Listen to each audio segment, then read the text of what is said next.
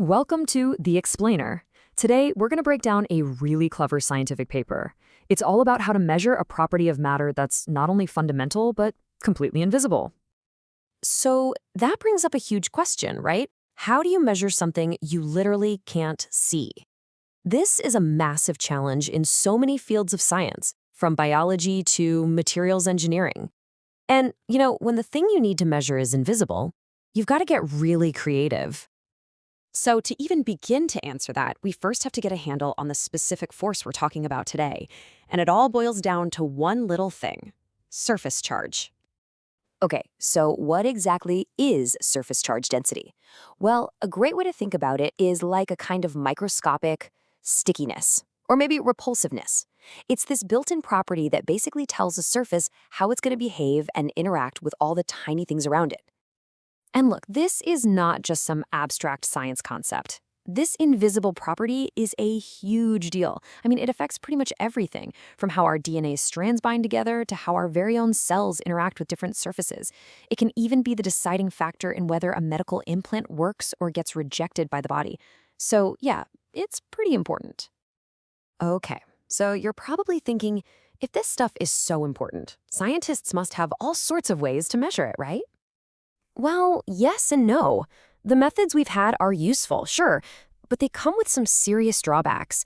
We're talking about techniques that can be super complex or take forever to run, or sometimes they're just not sensitive enough to get the really precise measurements that we need for today's research. And this is where things get really interesting.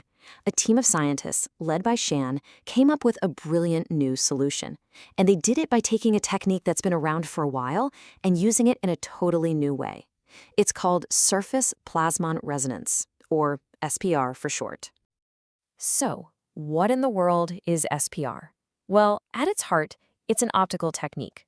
But here's the magic part, the reason we care about it today. It has this almost unbelievable ability to act like a microscopic ruler. I mean, it can detect the absolute smallest changes in how far something is from a sensor. It's incredibly precise. So these researchers had a eureka moment. They realized they could use this amazing sensitivity to measure that invisible surface charge. And the way they did it was with a really clever balancing act. And this setup here really gets to the heart of their experiment.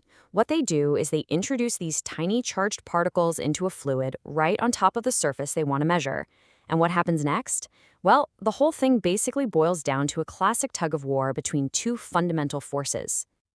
Okay, so in one corner, you've got good old gravity, constantly trying to pull those particles down.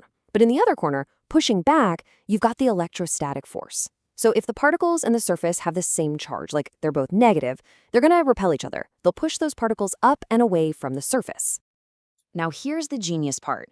These particles don't just crash into the surface, and they don't just fly off into space. They find a perfect little sweet spot, a hovering distance, where the downward pull of gravity is exactly balanced by that upward electrostatic push. And the most important piece of the puzzle is this: how high they hover depends directly on how strong that surface charge is. So think about it. A stronger surface charge means a stronger push, right?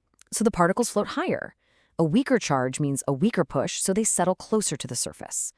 And because that SPR system can measure that tiny hovering distance with insane precision, all you have to do is work backward from that measurement to figure out the exact strength of that invisible surface charge. It's just a brilliantly elegant solution. Okay, that's a beautiful theory, for sure. It sounds amazing on paper. But the million-dollar question is always, does it actually work in the real world? So let's take a look at the data. The team put their method to the test with some negatively charged silica particles, and, well, the results were pretty convincing. What you're looking at here is the raw data, straight from the SPR machine. That top graph shows what happened when they put those negative particles over a negatively charged surface, and the bottom one, that's what they saw with a positively charged surface. And this right here just brilliantly shows you how powerful this method is. Look at the top graph.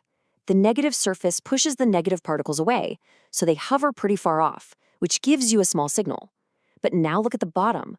The positive surface attracts those negative particles, pulling them in super close. And bam, you get this massive response from the SPR system. It's about 4 times stronger. So the system doesn't just work, it's crazy sensitive. But wait, there's more. The potential of this whole technique doesn't even stop there.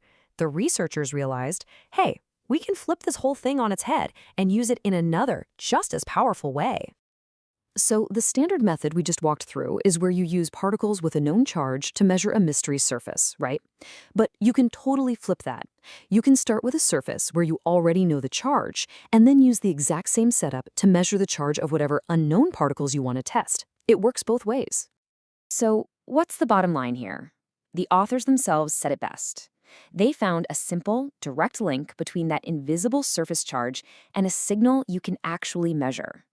What they've done is give scientists a brand new, super sensitive tool to quantify a property of our world that's always been incredibly important, but really hard to see.